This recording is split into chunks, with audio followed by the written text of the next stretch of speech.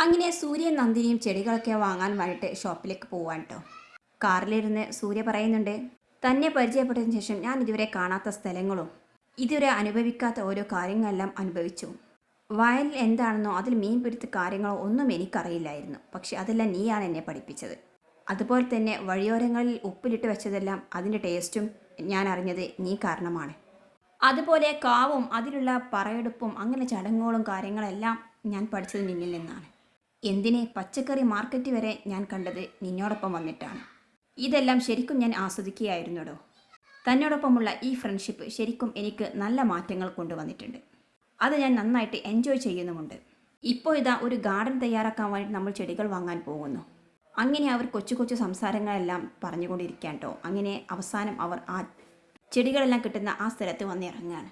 അവിടെ എത്തിയതും നന്ദിനി പിന്നെ മറ്റൊരു ലോകത്താണ് കേട്ടോ.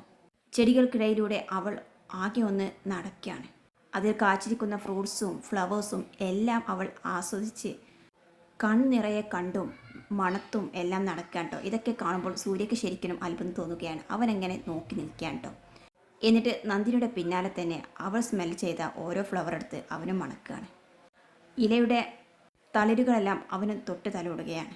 അവസാനം നന്ദിനിയുടെ ആ സ്ഥിരം പരിപാടി തന്നെ ഓരോ തൈകൾക്കും വില ചോദിക്കുക, അതിന് വില പേശുക. 12 മാസം കൊണ്ട് പേരയ്ക്ക് കായ്ക്കുമെന്ന് പറഞ്ഞപ്പോൾ അവൾ പറയുന്നുണ്ട്, അത് ആര് പറഞ്ഞു അങ്ങനെയാണെന്ന്?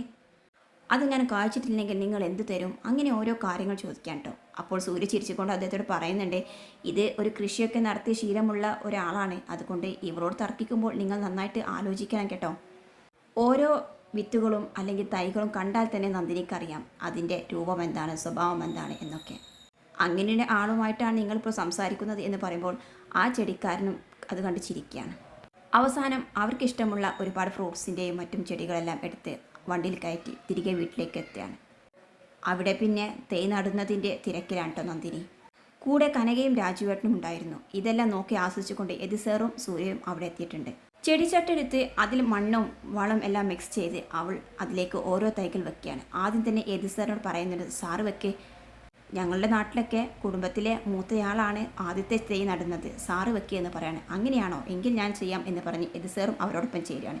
അടുത്തത് സൂര്യ, പിന്നെ രാജുവേട്ടൻ, അങ്ങനെ ഓരോരുത്തരായിട്ട് വെക്കുകയാണ്. അവസാനം അവൾ ഓരോ ചെടികൾക്കും പേരിടുന്നുണ്ട്. എതിസേറിനോട് ചോദിക്കുകയാണ്. അങ്ങനെ എതിസേർ അവരുടെ ചെറിയമ്മയുടെ പേര് പറയുന്നുണ്ട്. സൂര്യ ആവട്ടെ നന്ദിനിയെ നന്ദു എന്ന് വിളിക്കുകയാണ്.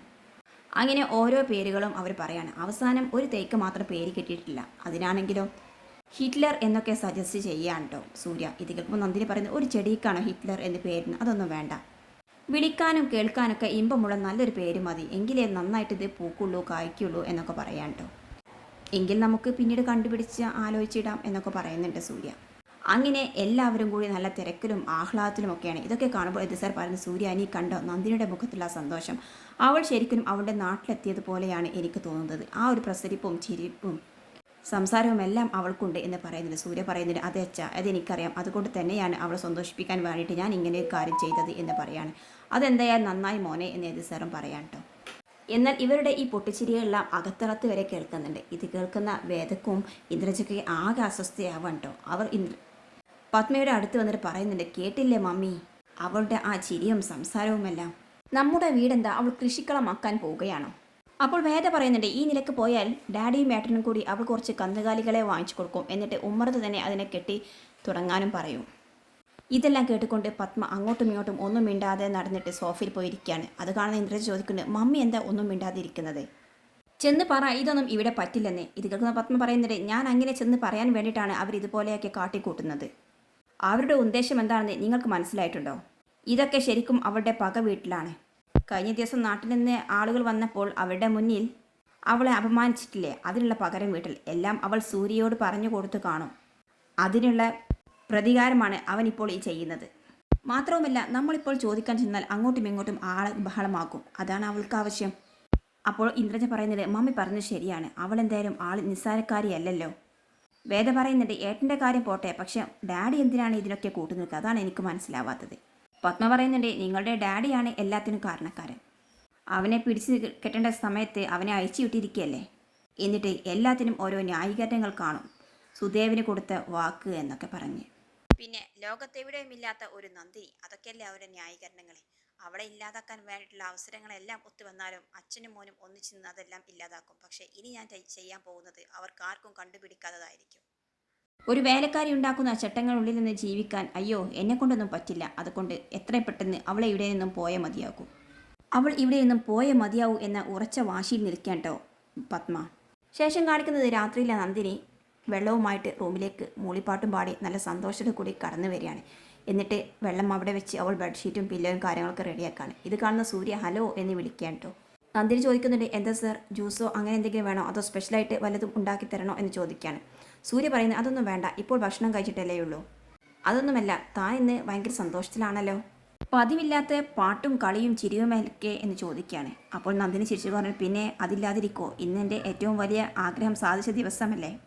നാളെ മുതൽ എനിക്ക് സന്തോഷിക്കാൻ ഒരു കാരണമായി, സമയം പോകാനും ഒരു കാരണമായി എന്നൊക്കെ പറഞ്ഞ് ചിരിക്കുകയാണ്. അപ്പോഴാണ് സൂര്യ ഓടുന്നത്. ഓ അത് ശരി, അപ്പോൾ നമ്മൾ ടെറസിലുള്ള തോട്ടമാണല്ലേ താൻ ഉദ്ദേശിച്ചത്.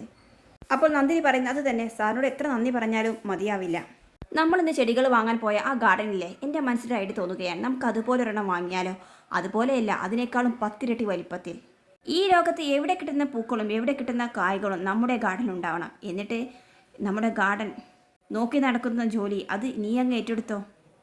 തന്നെ സംബന്ധിച്ച് തനിക്ക് സ്വർഗത്തിൽ നിൽക്കുന്ന സന്തോഷമാണല്ലോ എന്ന് പറയാണ്. അപ്പോൾ നന്ദിനി പറയുന്നുണ്ട്, സംഗതി നല്ലതൊക്കെ തന്നെയാണ്, പക്ഷേ തൽക്കാലം എനിക്കിപ്പോൾ ആ സ്വർഗം വേണ്ട. ഇവിടുത്തെ ജോലികളൊക്കെ കഴിഞ്ഞ സമയത്ത് എനിക്ക് നോക്കി നടത്താൻ കുറച്ച് മതി, അത് ഞാൻ ഭംഗിയായിട്ട് ചെയ്തോളാം.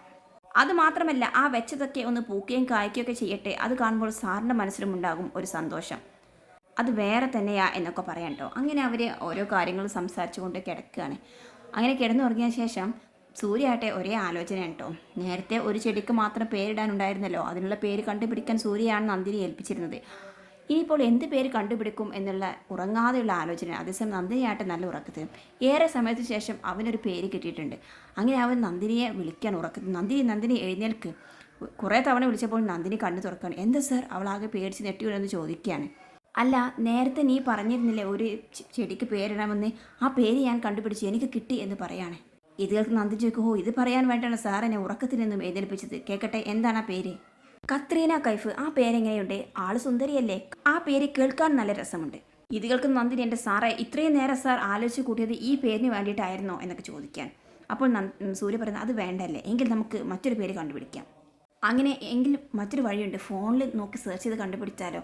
സാർ എന്താണെന്ന് വെച്ചാൽ ചെയ്തത്, പക്ഷേ ഈ ഒരു കാര്യം പറഞ്ഞ് എന്നെ ഉറക്കത്തിൽ നിന്ന് എഴുന്നേൽപ്പിക്കരുത് എന്ന് പറഞ്ഞ് നന്ദിനി തിരിഞ്ഞ് കിടക്കുക കേട്ടോ.